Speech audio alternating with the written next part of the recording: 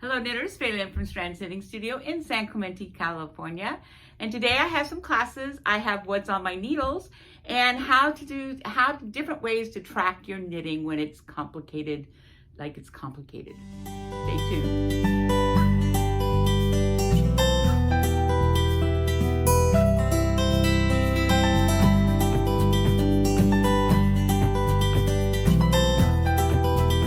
So the first is the class, October 21st, this Saturday, and it's the felted coasters, and this is 2 of the 4. And so you knit a square out of feltable animal fibers. Usually we just use wool, but alpaca does felt. Any animal fiber felt, if it hasn't been treated not to. Alpaca is going to be fuzzier than the wool, so the wool for these are probably better. We have used Nora on this one. This is 2 of the 4, and it took 1 skein of this. Any carry-on we have, 1 skein makes 1 set. Or if you are making multiples, we have big giant skeins. And so this, I think, makes 3 sets.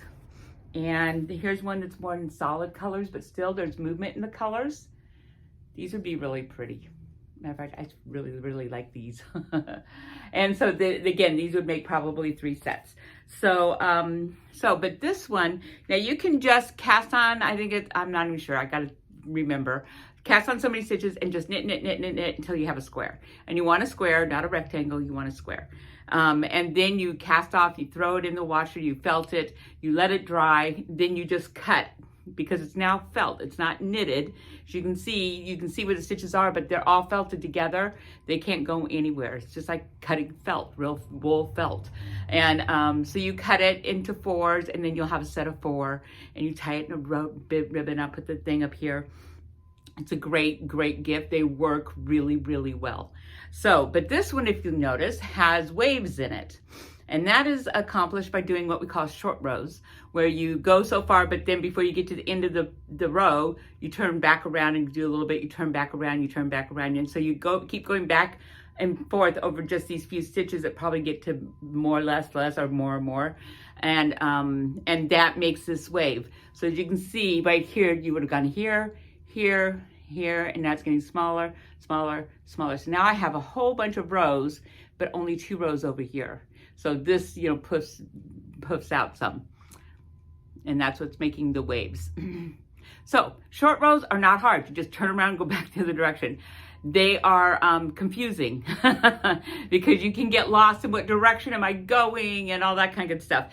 This is the simplest short row you can do. 1, it's felted. 2, it's garter. So you don't have to do, when you turn around in the middle of a row, you're gonna have a hole. Like if you go back, there's a space, because now this side's ended here, and now you've added a row over here, and so they don't match up anymore. And so there's a bit of a hole that you have to fill up, and we do by making extra yarn go at that spot. So, but this, you don't have to do this. So all you have to do on this one is concentrate on which direction I'm going and getting your head wrapped around what are short rows and how they work. And then when you go into regular stuff that you're not felting and it's not gartered, that's stockinette or something, then these days it's German short rows. There's a process you have to do with that last stitch that you turned on to make it so that there's no hole. And it's simple, but it's just another added step to the whole back and forth thing. So this is the perfect learn how to do short rows. And short rows are like the back of nets of short rows now, because it fits better. And so you're seeing a lot more short rows than you used to. So it's a good technique to sort of get under your belt and understand, because you will see it used quite a lot now, and not just for decorative reasons like this is. So again, this is the perfect one, because you just have to figure out which direction am I going. And I have some tips for that.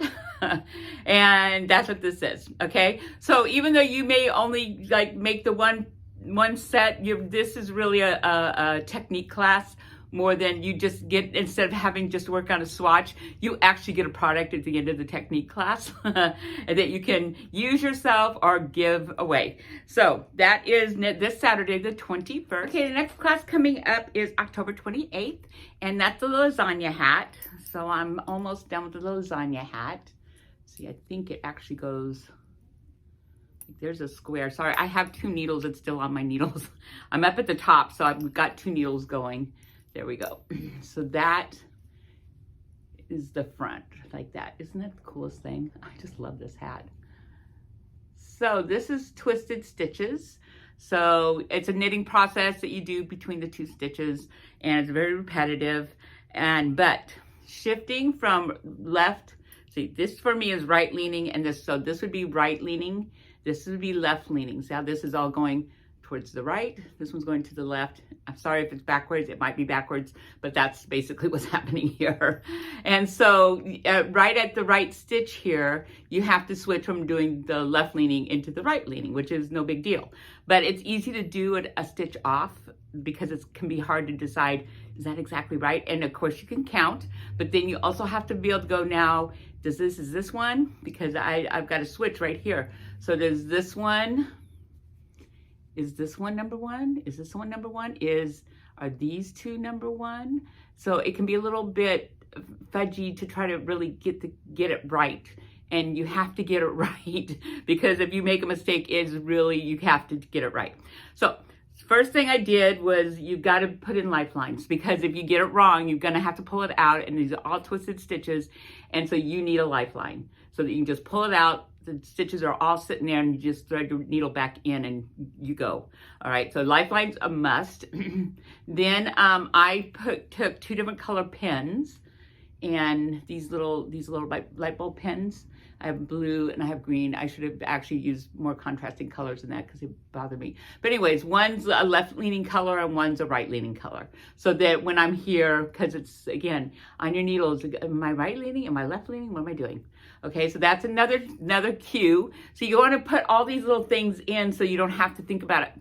You can look at it and go, okay, I'm doing right leaning. Oh, okay, I'm doing the left leaning. Oh, here's the middle where I have to do more than 5 of a kind to make these bigger diamonds or triangles, to make those bigger. So you got more stitches here than the 5. You got 10 to start with. And so those are all tracking things. So tracking can be the complication in a pattern. This pattern is not that hard. It's 5 left leaning, 5 right leaning, 5 left leaning, left. It's not a hard pattern, but tracking it is like, you have to be on top of tracking it, or you're going to make one little mistake, and on this particular hat, you will see it. So tracking, learning to have ideas on how can I track this so that it makes it more foolproof and I'm not going to screw it up. Because once you set that, and once you get it set up, then it's pretty foolproof and you won't screw it up. So the other way, because this moves over 1 stitch each time. That's how it's going over here. So like I did these 2 together.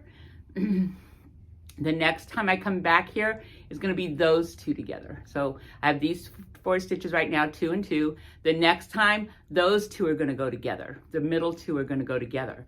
So I have just a piece of yarn that I am just putting over my needles, so that it's just sitting on top of my knitting here, like here, when I'm changing from one to the other. So now I have a place where I can go 1, 2, 3, 4, 5. Or I know exactly what's going on.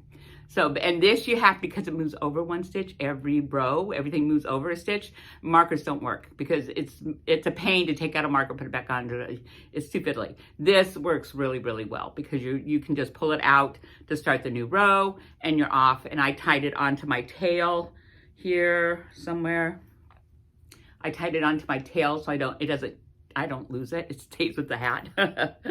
But so those are some tracking ideas. And there are several different kinds of patterns. Cabling is another one that you need to track, and may need to track, and you usually need to track the rows for sure between cables.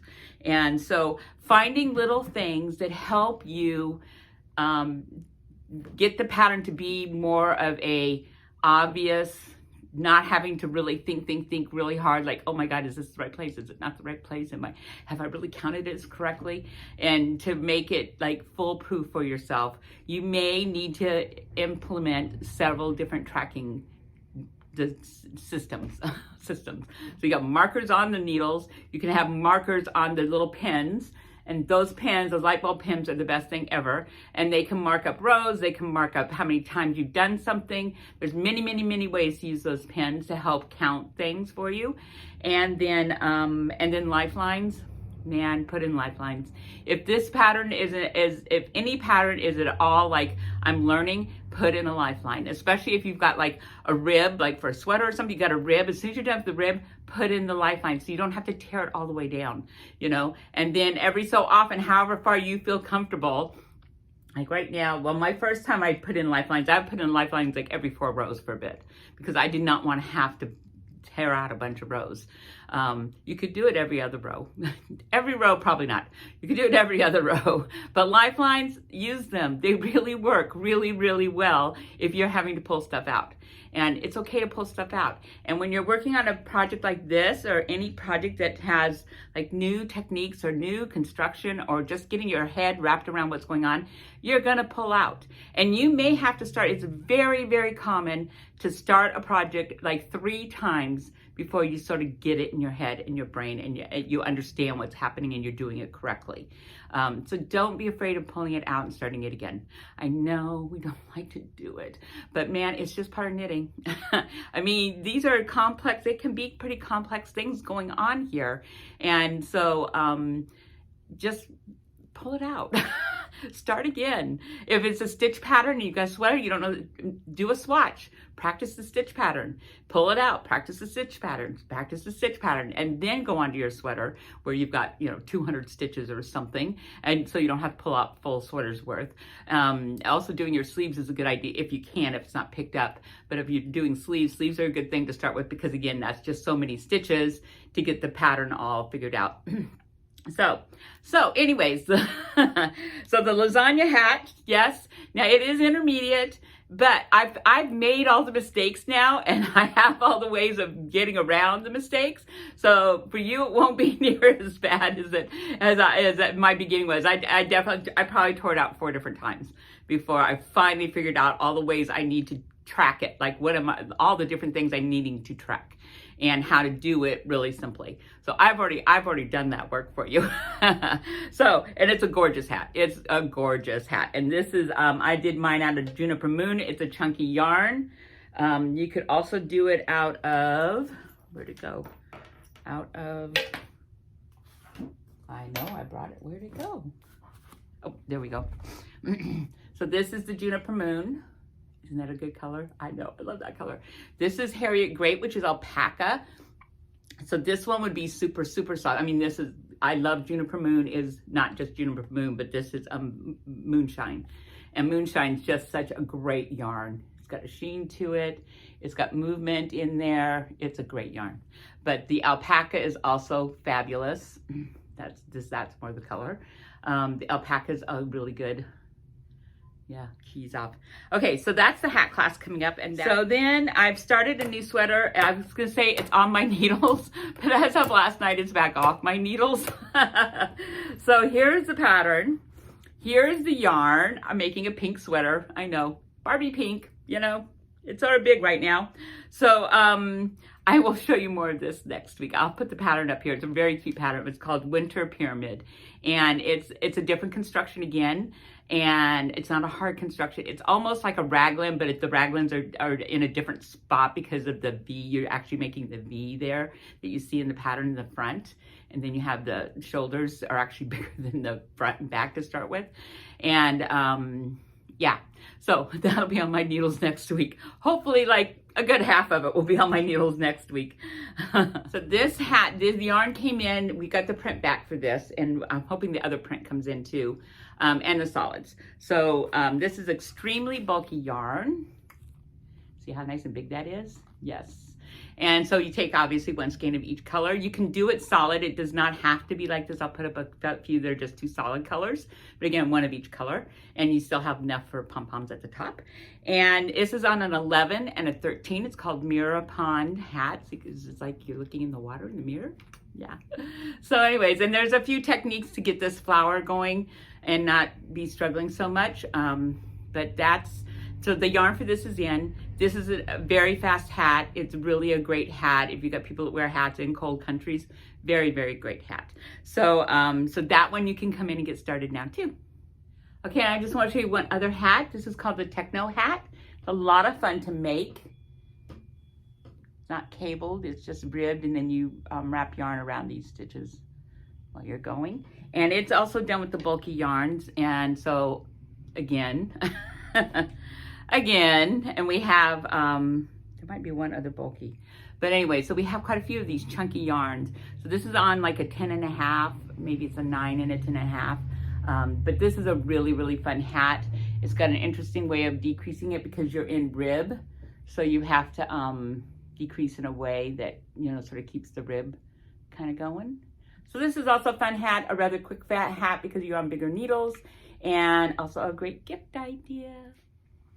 Okay, that's it for today. I did want to say thank you, Christine, for making my 100th video weekend a fun weekend. We had fun and did a lot of laughing.